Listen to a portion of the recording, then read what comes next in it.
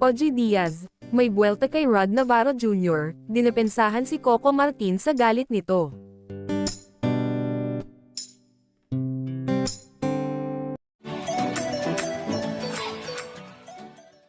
Matapang ang naging pahayag ni Rod, anak ng yumaong batikang television at film actor na si Rod Navarro, laban sa umano'y maling pagtrato sa kanya sa set ng serye ni Coco Martin.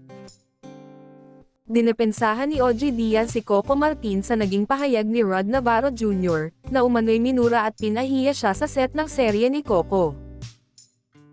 Sinagot ng talent manager at host na si OG Diaz ang mga akusasyon ng aktor na si Rod laban kay Coco Martin at sa produksyon ng Batang Quiapo.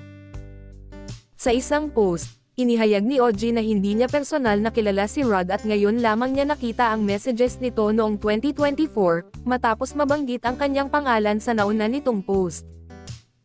Paano kang minura at minaltrato sa set ng Batang Quiapo, kung nag-message ka sa akin dahil gusto mong magpa-interview para makapagpasalamat kay Coco sa kabutihan nito sa'yo? Ani OG. Paalala naman niya kay Rod, unang-una, hindi ka naman kilala ni Coco ng personal. Lumapit ka ng maayos, binigyan ka ng chance. Lumabas ka sa Batang Quiapo. Nilinaw rin ni OG na inalok pa ni Coco si Rod ng pera para makapagsimula ng negosyo at kailangan lamang umano ng aktor ng kanyang business plan. Inalok ka pa ni Coco na magnegosyo. Mag-isip kayo ng pamilya mo kung ano ang pwede niyong inegosyo at bibigyan kanya ng 100k bilang puhunan basta latagan mo lang siya ng business plan mo, dahil ayaw niyang masayang yung puhunang ibibigay lang niya sa'yo.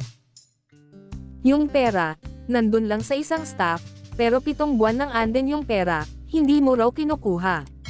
So natural, ibabalik na ito kay Coco. Ano iisipin ni Coco? Di ka interesado sa puhunang ibibigay niya sa'yo, dagdag pa ni OG. Pinagsabihan din ng Showbiz Insider si Rod na dapat ay ma-appreciate nito ang ginawa ni Coco para sa kanya. Ikaw ang tinutulungan ng tao kahit di ka kaano-ano. Sana, na-appreciate mo man lang yung gesture ng tao sa'yo. Binigyan ka ng exposure at hindi naman basta extra lang.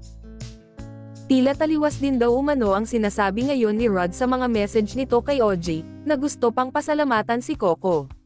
Hirit pa ni OG, so saan galing ang hugot ng galit mo kay Coco ngayong 2026? Paano ka tutulungan ng industriyang ito kung nakakalimutan mong maging grateful?